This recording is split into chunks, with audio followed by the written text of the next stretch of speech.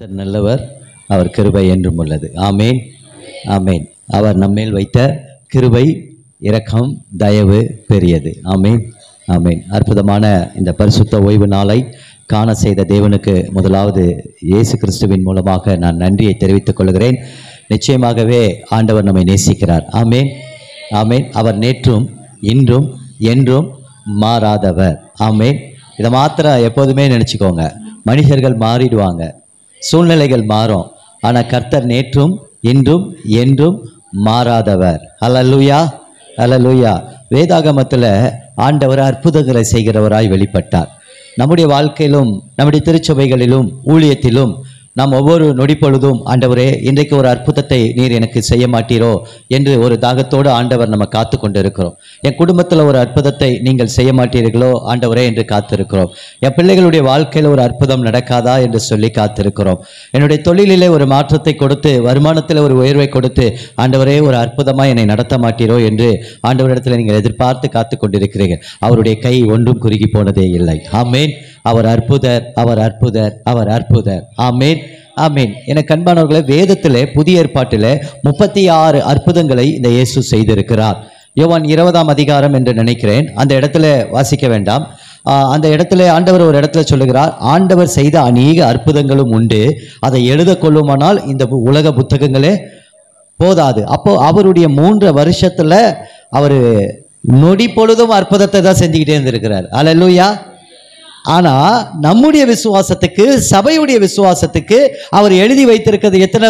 36 அற்புதங்கள். அதுல நீங்க பாத்தீங்க அப்படின்னு சொன்னா 19 அற்புதங்கள் சரீர சுகத்தை குறித்து இருக்கிறது. 3 அற்புதங்களை பார்த்தீங்க அப்படின்னு சொன்னா மரித்தவர்களை கர்த்தர் உயிரோடு கூட எழுப்பியிருக்கிறதை.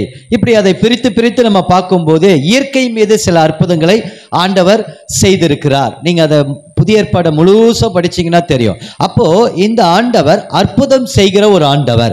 உங்களுக்கு இந்த ஆராதனையில வந்திருக்கிற அருமையான திருச்சபை பிள்ளைகளுக்கு கர்த்தர் ஒரு அற்புதத்தை நிச்சயமாய் செய்வார். ஆமேன், ஆமீன். உங்களுடைய இந்த சபை கட்டுகிற காரியத்தில் இனி எப்படி இருந்ததோ எனக்கு தெரியாது, ஆனால் நம்பினவர்கள் உங்களை துரத்தி விட்டாங்க. ஒருவேளை இதுதான் நமக்கு இடம், இதிலே நம்ம ஓட்டிடலாம் அப்படின்னு நீங்கள் நினச்சிருக்கலாம். ஆனாலும் வற்றி போய் விட்டது. காக்கா கொஞ்ச நாள் தான் வரும், இறைச்சி கொடுத்துக்கிட்டே இருக்கும். அந்த நீரூற்று அண்டையில் கொஞ்ச நாள் தான் இருக்கும். ஆனால் கர்த்தர் உங்களை அங்க வைக்கல. அங்க இருந்து எங்க கொண்டு போறாருன்னா வானத்திலிருந்து அக்கினி இறங்கக்கூடிய மகிமையான ஸ்தலத்துக்கு கொண்டு போக போகிறார். எலியாவை ட்ரெயின் அப் பண்றாரு. ட்ரெயின் அப் பண்ணி பண்ணி பண்ணி பண்ணி கொண்டு போய் கடைசியில் எங்க நிற்கிறாரு?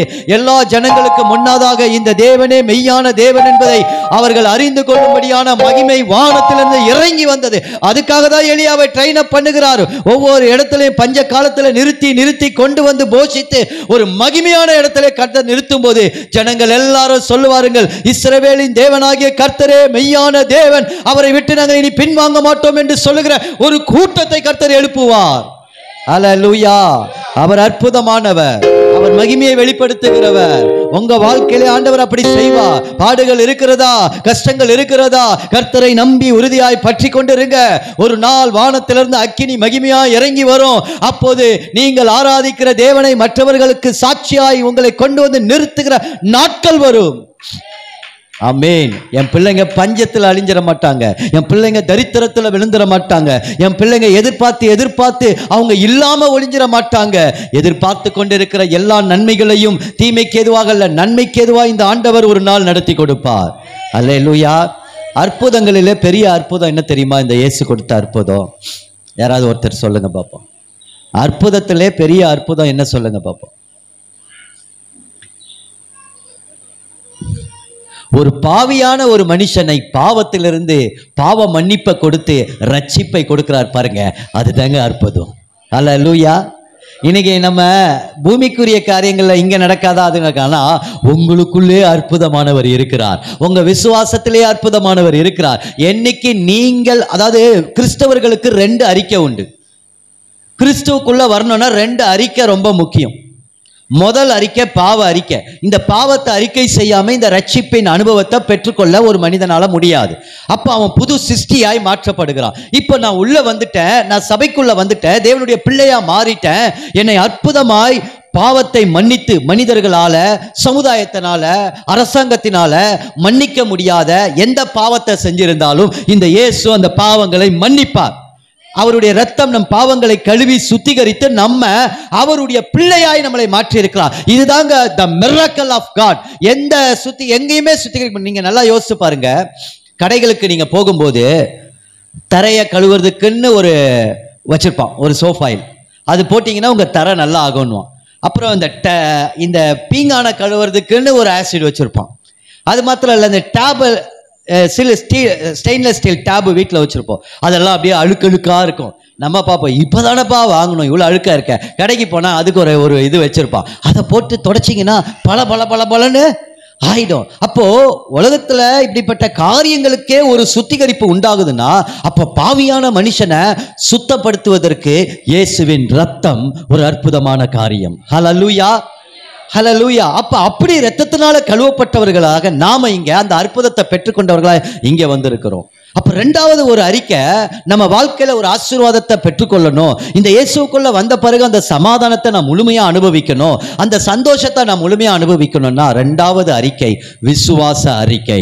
இந்த வேதத்துல எழுதியிருக்கிற இந்த வார்த்தைகளை யார் தனக்கு உரிமையாக எடுத்துக்கொண்டு சொல்லுவீர்களோ, வாயை திறந்து சொல்லுவீர்களோ, அவர்களுக்கு அந்த அறிக்கையின் படியே ஆசீர்வாதம் உண்டாகும். எத்தனை பேர் இதை விசுவாசிக்கிறீங்க?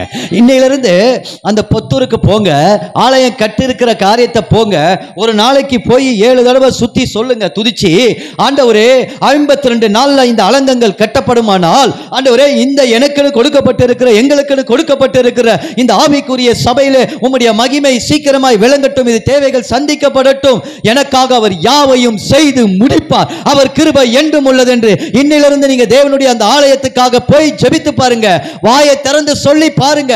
ஆடுகளுக்கு பின்னான போன தாவீதை மந்தையை போல பெருக செய்த ஆண்டவர் உங்களையும் பெருக செய்வாராக. வாயினால் திருச்சபையை அறிக்கை செய், தரித்திரங்கள் மாறும். ஏனால் நம்முடைய ஆண்டவர் ஐஸ்வர்ய சம்பனர்.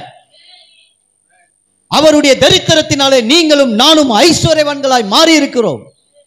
என அன்பானவர்களே, பேசுங்க. ரோமர் 10 வேதமே 10 இதுதான் சொல்லுகிறது. இருதயத்தில் விசுவாசிக்க நீதி உண்டாகும், வாயினால் அறிக்கையிட ரட்சிப்பு உண்டாகும். அறிக்கை ரொம்ப முக்கியம். நீங்க ஜீவன் உள்ள தேவனை விசுவாசித்து அறிக்கை செய்யுங்க, உங்க வாழ்க்கை மாறும், உங்களுடைய தேவைகள் சந்திக்கப்படும். எனக்கு அன்பானவர்களே, அற்புதத்திலே பெரிய அற்புதம் இதுதான். இந்த கிறிஸ்தவர்களுக்குள்ள 2 அறிக்கை. ஒன்று பாவ அறிக்கை, இன்னொன்னு என்ன அறிக்கை? விசுவாச அறிக்கை. இந்த 2ஐயும் இன்றைக்கு ஆண்டவர் நம்மோடு சொல்லி இருக்கிறார். இந்த 2 அறிக்கை உங்களுக்குள்ள வரும்போது அவர் அற்புதம் செய்கிறவராய் வெளிப்படுவார். ஆமென். ஆச்சரியமா இருக்கும் உங்க கண்களுக்கு. ஆமென். நிச்சயமா ஆண்டவர் அதை உங்களுக்கு செய்யட்டும்.